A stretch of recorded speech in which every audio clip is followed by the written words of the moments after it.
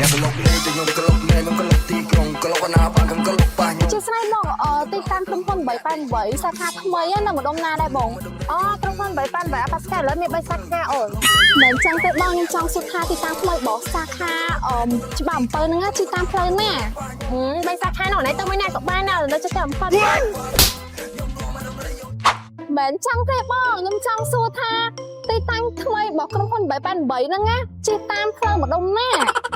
ចឹងហ៎នេះជិះទីតាមមកតាមបងមកឡើងទៅមើល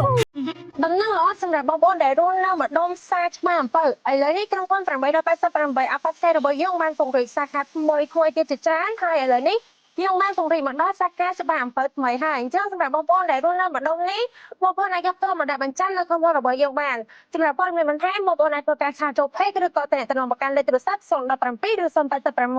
626 833ដើមសម្រាប់ទីតាំងច្បារអំពៅបងប្អូនជិះចុះពីស្ពានច្បារអំពៅប្រហែល100ម៉ែត្រហូបផ្សារច្បារអំពៅបន្តិចបងប្អូននឹងឃើញក្រុមហ៊ុន888អាប៉ាខេរបស់យើងស្ថិតនៅខាងឆ្វេងដៃតែម្ដងក្រុមហ៊ុន888អាប៉ាខេផ្ដល់ជូននូវសេវាកម្មយ៉ាងឆាប់រហ័សដោយទំនុកចិត្តនិងសុវត្ថិភាពខ្ពស់បាយបាយ